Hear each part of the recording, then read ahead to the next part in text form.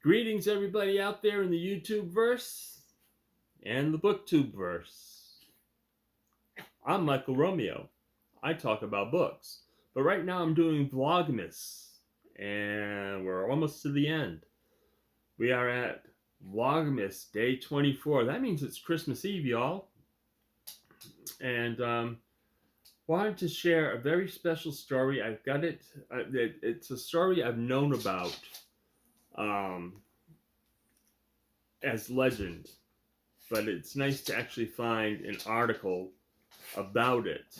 And I'm going to read the article to you. It's about the World War I Christmas Truce of 1914. Okay? On a crisp, clear morning 100 years ago, thousands of British, Belgian, and French soldiers put down their rifles, stepped out of their trenches, and spent Christmas mingling with their German enemies along the Western Front. In the 100 years since, the event has been seen as a kind of miracle, a rare moment of peace just a few months into a war that would eventually claim over 15 million lives. But what actually happened on Christmas Eve and Christmas Day of 1914? And did they really play soccer on the battlefield? Pope Benedict XV, who took office that September, had originally called for a Christmas truce, an idea that was officially rejected. Yet it seems the sheer misery of daily life in the cold, wet, dull trenches was enough to motivate troops to initiate the truce on their own, which means that it's hard to pin down exactly what happened. A huge range of differing oral accounts, diary entries, and letters home from those who took part make it virtually impossible to speak of a typical Christmas truce as it took place across the Western Front. To this day, historians continue to disagree over the specifics.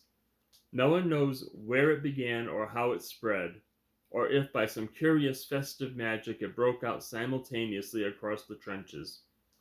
Nevertheless, some two-thirds of troops, about 100,000 people, are believed to have participated in the legendary truce. Most accounts suggest the truce began with carol singing from the trenches on Christmas Eve. A beautiful moonlit night, frost on the ground, white almost everywhere, as Private Albert Morin of the 2nd Queen's Regiment recalled, in a document later rounded up by the New York Times.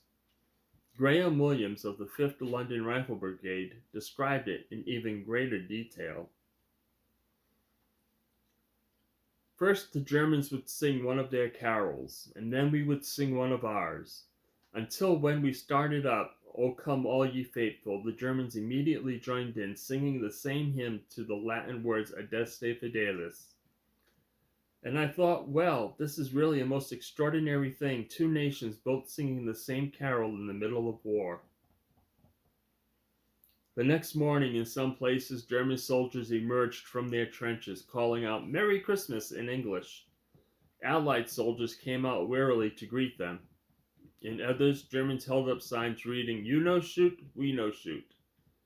Over the course of the day, troops exchanged gifts of cigarettes, food, buttons, and hats. The Christmas truce also allowed both sides to finally bury their dead comrades whose bodies had lain for weeks in no man's land, the ground between opposing trenches. The phenomenon took different forms across the Western Front. One account mentions a British soldier having his hair cut by his pre-war German barber. Another talks of a pig roast. Several mention impromptu kickabouts with makeshift soccer balls, although contrary to popular legend, it seems unlikely that there were any organized matches. The truce was widespread, but not universal. Evidence suggests that in many places firing continued, and in at least two, a truce was attempted, but soldiers attempting to fraternize were shot by opposing forces. And of course, it was only ever a truce, not peace. Hostilities returned, in some places later that day, and in others not until after New Year's Day. I remember the silence, the eerie sound of silence, one veteran from the 5th Battalion, the Black Watch, Alfred Anderson, later recalled to the Observer. It was a short peace and a terrible war. As the Great War resumed, it wreaked such destruction and devastation that soldiers became hardened to the brutality of the war.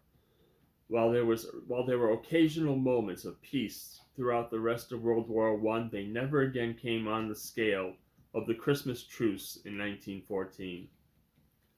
Yet for many at the time, the story of the Christmas Truce was not an example of chivalry in the depths of war, but rather a tale of subversion, when the men on the ground decided they were not fighting the same war as their superiors. With no man's land sometimes spanning just 100 feet, enemy troops were so close that they could hear each other and even smell their cooking. The commander of the British Second Corps, General Sir Horace Smith-Dorrien, believed that this proximity posed the greatest danger to the morale of soldiers and told divisional commanders to explicitly prohibit any friendly intercourse with the enemy. In a memo issued on December 5th, he warned that troops in trenches in close proximity to the enemy slide very easily, if permitted to do so, into a live and let live theory of life. Indeed, one British soldier, Murdoch M. Wood, speaking in 1930, said, "I then came to the conclusion that I have held very firmly ever since, that if we had been left to ourselves, there would never have been another shot fired." Adolf Hitler, then a corporal of the 16th Bavarians, saw it differently. "Such a thing should not happen in wartime," he is said to have remarked. "Have you no German sense of honor?" Still, a century later, the truce has been remembered as a testament to the power of hope and humanity in a truly dark hour of history. It has been immortalized and fictionalized in children's novels like Michael Forman's War Game, in films such as Joyeux Noël and Oh What a Lovely War, and even in a controversial Christmas ad from Sainsbury's, a British supermarket chain. To mark the centenary this year, this was written in 2014, Prince William unveiled a memorial on December 12th, a metal frame representing a soccer ball with two hands clasped inside it. And a week later, inspired by the events of the truce, the British and German army soccer teams played a friendly match. And though the Christmas truce may have been a one-off in the conflict, the fact that it remains so widely commemorated speaks to the fact that at its heart it symbolizes a very human desire for peace, no matter how fleeting. The Christmas Truce of 1914, one of my favorite historical moments.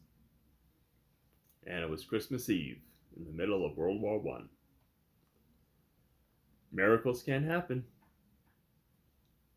And tomorrow, we do our final piece for Christmas Day for Vlogmas. And I guess that's it for tonight. We'll talk to you again tomorrow. Bye.